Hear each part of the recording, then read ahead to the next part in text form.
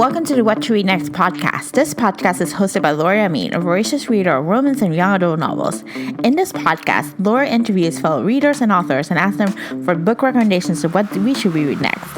We hope you enjoy it. Welcome to the What to Read Next podcast. So happy to have you back. Today our guest is Katie from the Book Club blog, and we're chatting all things fiction books. Now let's get to the interview. Hi Katie, welcome to What to Read Next podcast. Hi Laura, thanks so much for having me. So happy to have you here. So tell us who you are.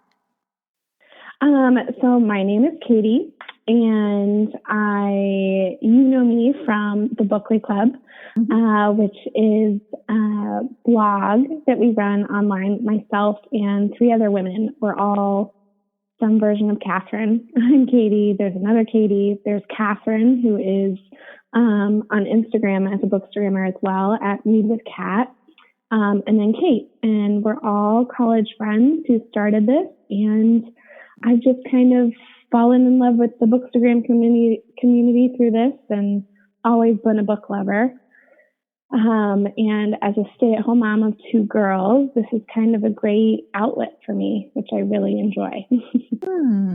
So what inspired you to get started with Book Club? So after the four of us finished college, we all went to Denison University in Ohio. We kind of spread all over. Two of us ended up, well, I guess technically two ended up in New York. I was in Chicago, another in Baltimore. So as close friends over the years, we kind of eventually were like, we would love a way to kind of stay in touch and do a project together. And we're all avid readers. So we decided to start this as like an online book club, a way to stay in touch and kind of a nice way to exercise, you know, those writing skills and some stuff we just don't get around to very often anymore. And it kind of went on from there. I think it was 2014 that we started it. I lose track though. Wow. So how do you choose the next book to read? So for Bookly versus for me, I guess it's two very different things. For book, yeah, for Bookly, we usually do, like each one of us puts in like, I think we just do like now 1 to 2 votes of what we would like for each month. And then we go in and vote on it because we read based on, it all started actually because I'm a mood reader. Like I am completely, depends on the time of year and what I'm feeling. That's what I pick up. So it kind of started with that, in that Bookly has themes. So for December and January, it's like a learn something new, New Year's resolution type thing. So we read nonfiction. February is a love story. August is a beach read. November, we read something that's like dysfunctional family, that sort of thing. So we usually vote in the beginning of the year. We're actually due for to do a whole nother set in the next month or so. So any suggestions, I'll look forward to, because we got to put that list together soon. That's exciting. I love it. I love that you have themes. So you have something to look for, and it's just that it keeps your fresh. Yeah, it's really fun. Katherine and I especially like get weirdly excited to see like all the recommendations that us, you know, 4 women put on there and what ends up winning and all that stuff. So it's really fun. That's exciting. And how do you split the work? Like, do you all post at the same time? How does that work? Yeah, so we all I start the list. I'm like, okay, it's up for people to put in recommendations. And then once everyone's entered in a few recommendations, we do just like a number system basically. So each person picks for each month, like first, second, and third choice, and they give it, you know, 1 star, 2 star, 3 stars, 3 stars for top choice, and whichever has the most votes is what wins. I love it. That's awesome. Yeah. So let's talk about your reading life. When do you read? Good question. Excuse me. So I used to read back in the day on my commute. So living in Chicago, I would take the bus or the L all the time. But now that I'm a stay-at-home mom, that's totally out the window. But I do make a point, my husband and I both, every night really, no matter how late it is, what the day's been like, I always get in bed and read before bed. At least, it could be 10 minutes or it could be an hour or two. It just depends. So that's where I fit in a lot of it. And then also I do have one day a week where I have extra childcare. So that gives me some time for extra things as well, which is a really nice luxury. That's a really nice luxury. I love it. Yeah. What do you love most about reading? Good question. I think I've always loved reading. It's kind of hard to pinpoint, but my favorite is probably just like when you find that book that totally, captures you, that you lose track of time in reading it and you're so deep in the story and the characters, and it's the thing you then can't stop talking about and are recommending to people left and right and can completely escape or learn something fascinating, or just kind of the whole world that reading can bring to you is so much fun to me. And that imagination of it, it's definitely something that I hope that, my girls are very fond of, because it's such a big thing for my husband and I. That's amazing. So what would you like your reading life to be different if you had a magic wand? How would I like my reading life to be different? I mean, there are totally days where I know you'll know what I mean. Like, you just wish, okay, I don't want any responsibilities right now. I just want to sit and read this or finish this. Or just have like unlimited time. You don't have to do any adulting. You just focus on the book and the story. Because I do feel like my reading life is a lot of part and parcel, right? Like, it's like, okay, they're going to watch an episode of such and such, so I'll pick up a book for 10 minutes. Or, the quiet time at the end of the night, but I end up falling asleep 5 pages in. So not having it as broken up, I guess. So not having to force the time for it. But, we've all got the responsibilities. So yeah. If it was kids, it would be jobs, it would be other things. So yeah, we exactly. have responsibilities that just takes time away from reading. I think. I know it's kind of tough. It's like, I wish I could be a professional reader. So. Right. The cruel world of reality. Yeah. So you mentioned you're a mood reader. Are you a fully mood reader, or do you keep a TBR, or how do you choose your next read? So up until, being a part of the Bookstagram community on Instagram, I didn't even know that people would do that. Like, oh, here's what I'm reading this month. And it's not really been something I've even attempted yet, because I just know I'll get so thrown off track. Besides knowing here's Bookly's book for the month, and I always read that. Besides that, I never really have a plan besides being, I'll read this for Bookly, and then I really want to get to this, the next Crazy Rich Asians book, or something I just am really in the mood for. I guess that's exactly what it is. So I haven't tried the TBR thing, and I don't think I ever will. I think I would be a complete failure at that. And I started reading a lot faster recently, just with Bookly and all the great recommendations out there. But up until recently, I've been kind of slow, and people putting 5 or more in a month just seemed overwhelming to me and intimidating, having too much of a to-do list. So I just kind of go with the flow.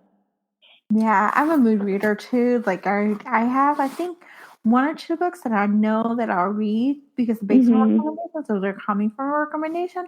But other than that, I tend to be in a mood. And like right now, I'm like in a weird space where I started a couple books and nothing is sticking. And I'm like, what do I want to read? And I'm like, okay. And I'm talking to you. I'm like, okay, I'm gonna read that book because I need a mood shift. Like I'm burned out, and I need something lighter, something that's just gonna be easy to read.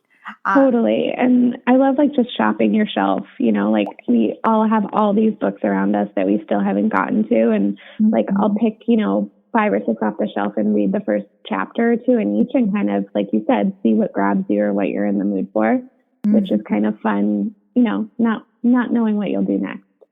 Yeah. Just kind of like seeing where it takes you. So, Exactly. yeah. Do you keep track of the books you read? I do.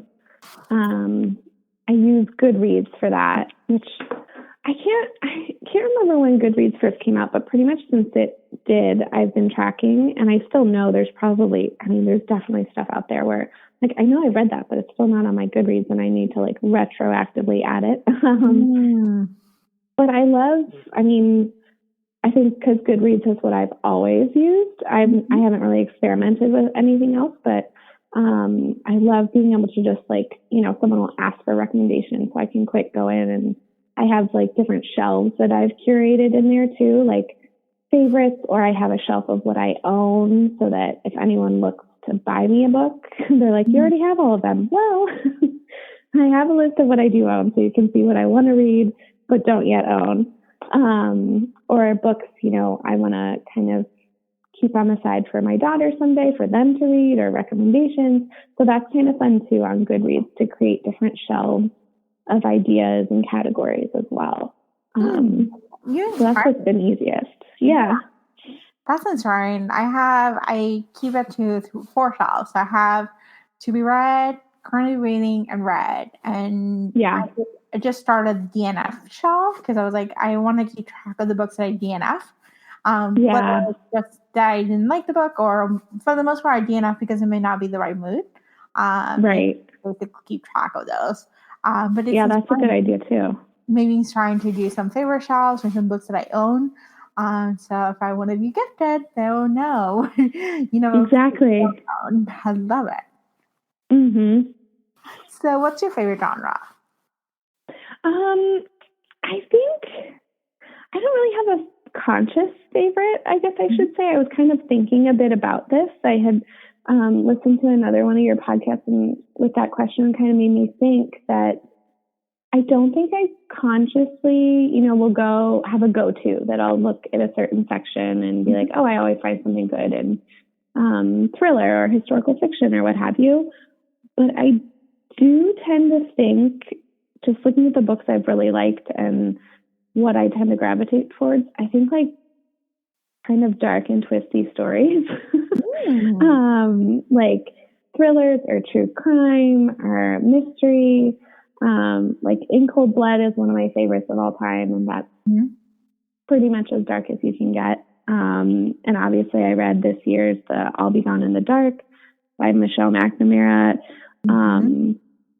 But, also just a good mystery and thriller like Dark Matter or Bird Box, or something that just kind of has that darker human element, I guess I find fascinating, and something that kind of grips me.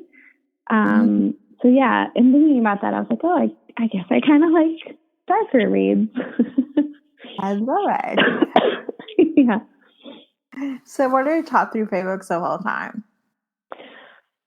Top 3 favorite books of all time. So I definitely think In Cold Blood would be one of my top 3. Have you read that one?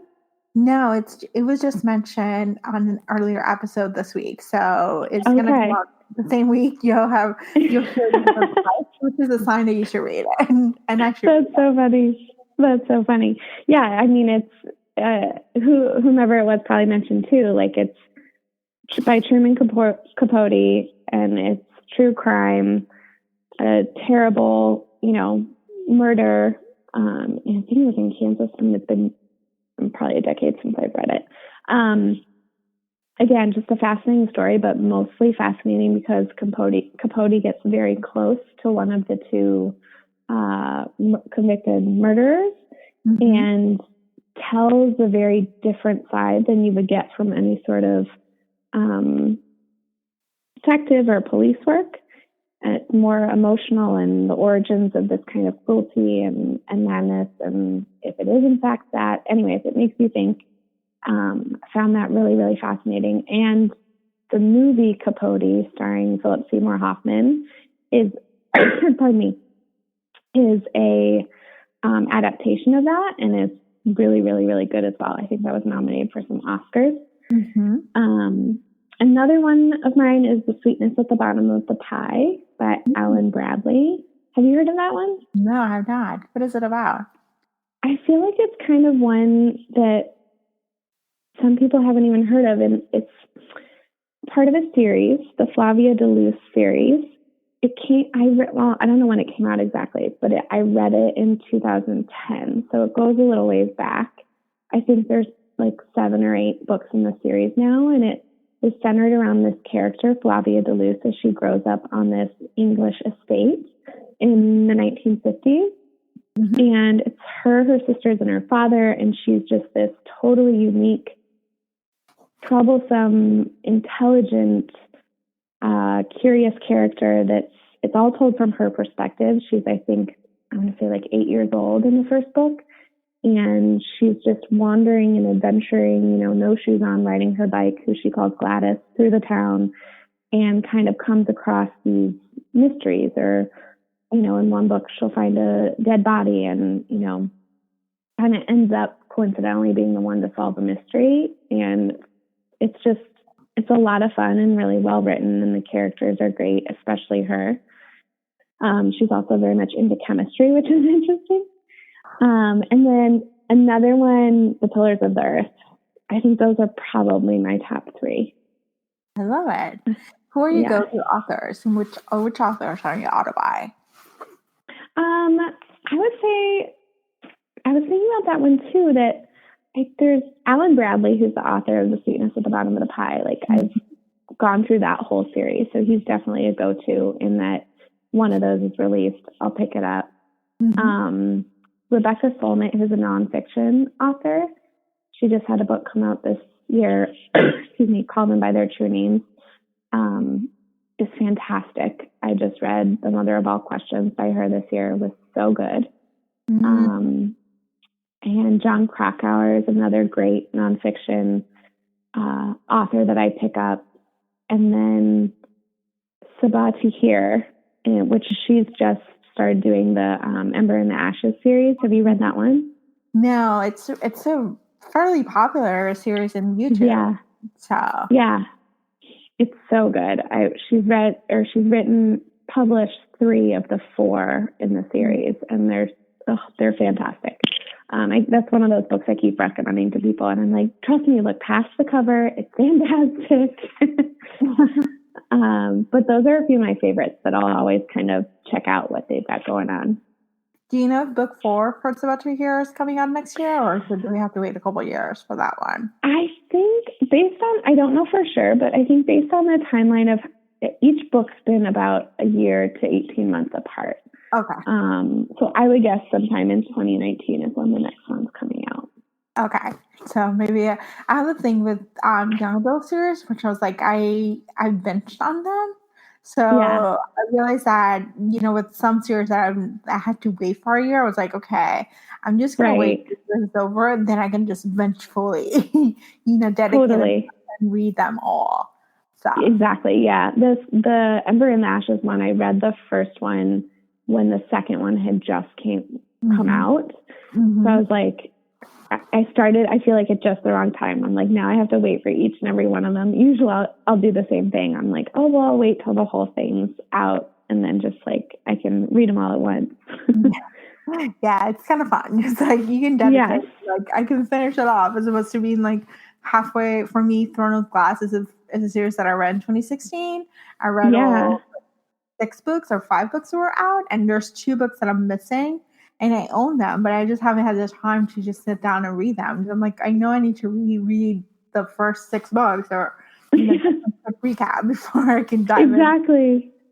I feel like there's not enough of that out there. When I went to read the 3rd in Ember in the Ashes, I was like, I'm not finding great resources.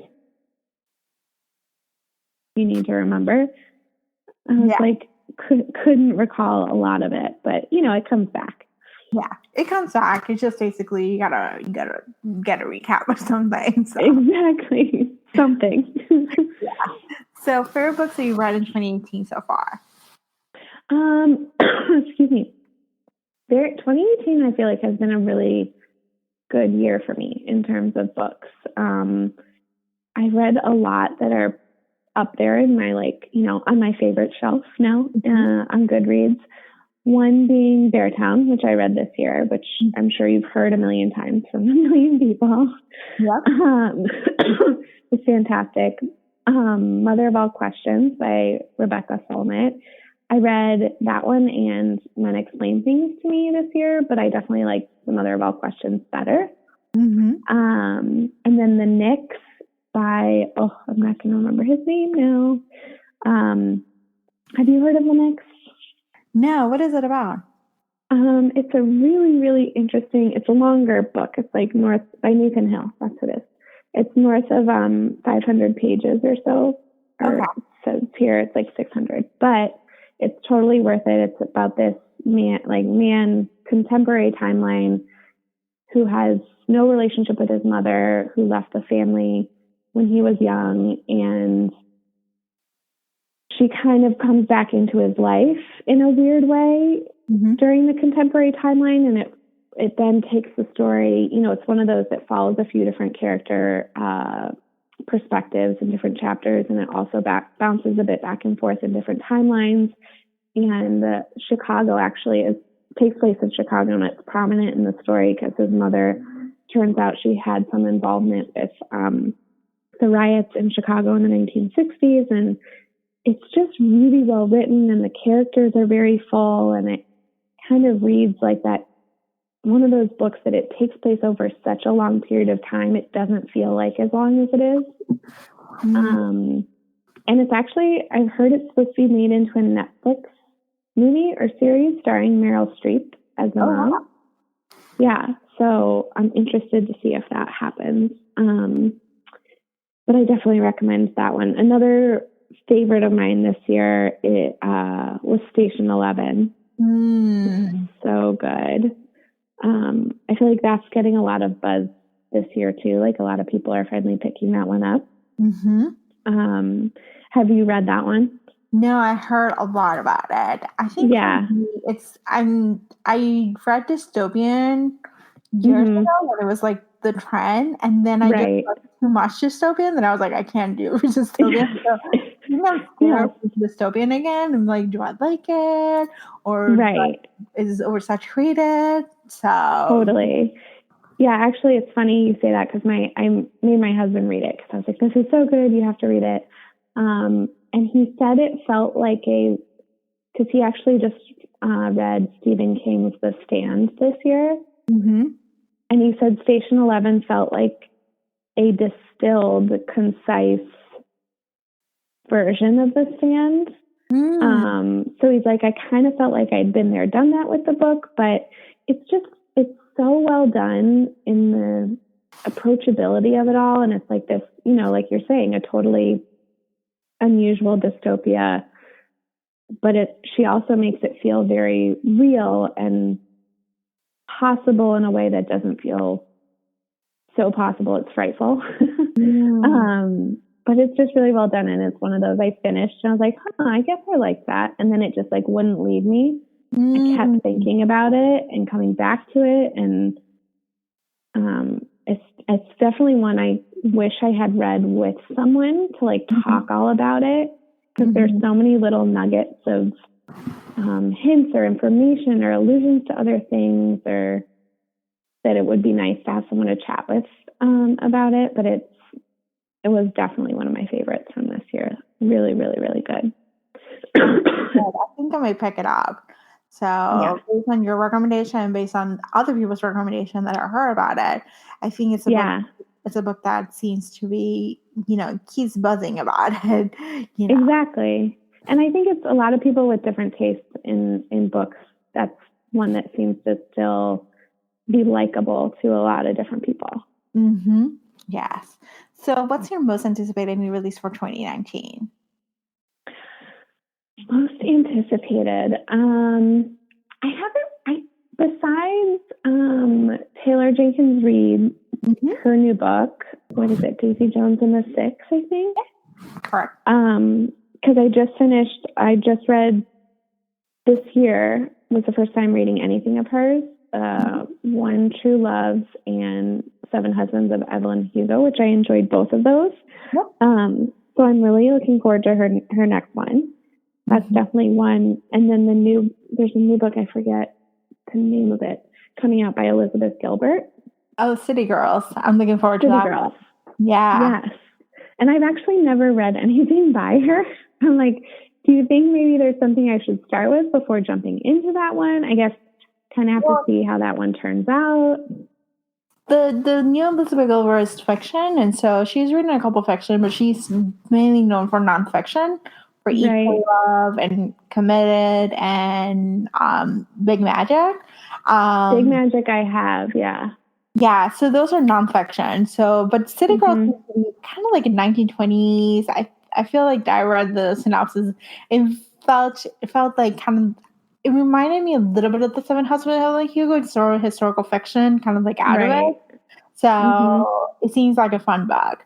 I did read Daisy Jones, and that was a fun book to read. Daisy Jones it's sort of like a Rolling Stone magazine interview. It's about the format, and it's about the rise and fall of Daisy Jones in the '60s. So it's kind of fun. It's like sex, drugs, and rock and roll. Interesting. Yeah, that's really interesting. I didn't know about that format. That would be interesting to read. Yeah, it has some twists and turns. You don't realize. You're like, wait, hold on. There's a lot of characters. There's a lot of development, but it's an interview format, which is kind of like a fun format to read. Yeah, definitely. I haven't read anything. Well, I guess like Seven Husbands a little bit in the interview style, but still taking that to another level. This is straight up an interview. It's like, there's an interview person question, and here's a story. You're like, oh, okay.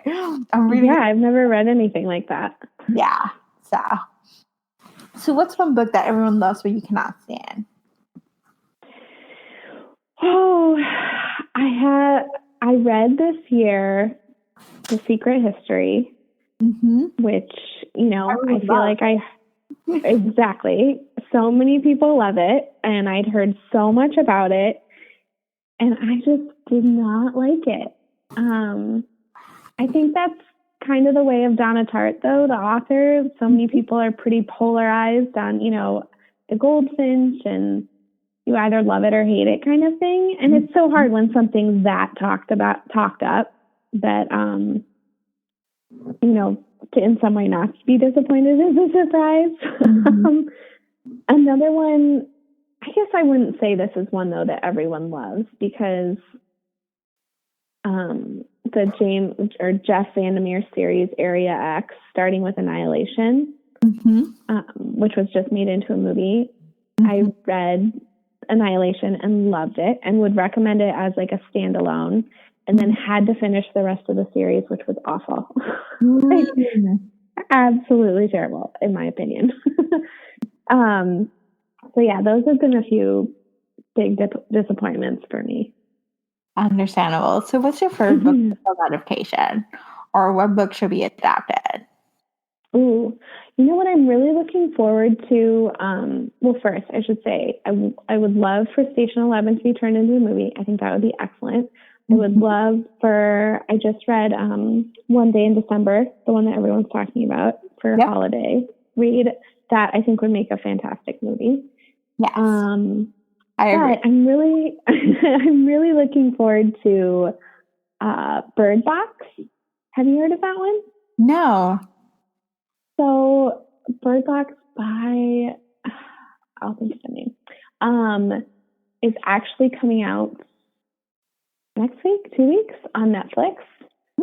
So it was written by, he actually is a musician first, which is interesting, Josh Mallerman. And I would describe it as like I don't know if horror is the right word, but definitely a dark thriller. And it's this, again, a dystopia where all of a sudden people start basically committing violent suicides across the world for no explained reason. And this isn't giving much away because it's like explained in the first 20 pages that ultimately there's some sort of supernatural or science fiction, some sort of presence out there that has now made itself known on Earth, that if you look at it, you immediately go crazy, lose your mind, and hence the violent suicides. Mm-hmm. So people live in their homes with, the windows blacked out. And if you go outside, you have to wear a blindfold. And the main protagonist is this woman who's pregnant at the time that all this happens. And it goes through her evolution of finding help and having children and raising those children in this world. And ultimately it gears up towards this trip she takes at the end, which kind of has some mystery around it and lots of anxiety around it. But in reading it, I loved the book. It was so well done and just a great mystery. And you feel, your heart pounding and can't wait to see what happens. And it's a very satisfying book too, in the sense that I really enjoyed the ending as well. And so right after reading it, though, I think I read it last year, I heard about how it was being made into a Netflix movie with Sandra Bullock stars as the protagonist, which is a bit weird to me because in the book, as you read her, she's basically a young 20-something who accidentally gets pregnant. So that kind of felt, I'm like, isn't she in her 40s now? So you can kind of tell in the preview, they've adapted a bit to account for her to be the star in the movie, but nonetheless, it still looks really good. So I'm really, really looking forward to that. And hopefully it will live up to my anticipation. That's awesome. So what is your go-to book recommendation? Oh, good question. My go-to book recommendation. Well, if I had to say, I guess fiction, Station 11 or Beartown are two big ones for me. Because I just think they're both very so well done and so interesting and unique in their own way, but also very approachable and readable. And, you don't have to be into any sort of thing to appreciate them. Mm-hmm. And then nonfiction, I've been recommending Rebecca Solnit and everything she's written left and right. So I would say those are my go-tos, at least now. It always changes. I love it. Yeah, it changes. It changes their mood. It changes in the person's taste. Right. Book recommendations are personal. So. Right. Exactly. Tell us where we can find you online. So online on Instagram, you can find us at the Bookly Club. Bookly is spelled Bookly. And then we also have our website of the same name, so thebooklyclub.com. And we post a lot on Instagram and then do all our reviews and announcements and stuff on the blog. So you can check us out at either place. That's awesome. Thank you so much for being in the show. Yeah, of course, Laura. Thanks so much for having me. This was fun. Thank you, Katie, for a great list of book recommendations. For a detailed list of books mentioned in this podcast, please visit whattoreadnextblog.com/87. If you enjoyed this podcast, please consider leaving a review on iTunes. This will help get the podcast get discovered by new audiences. For the month of December, I'm giving away a hardback new release for one lucky winner as a thank you for leaving a review on iTunes. This giveaway is open internationally. Thank you so much for listening, and I'll see you soon.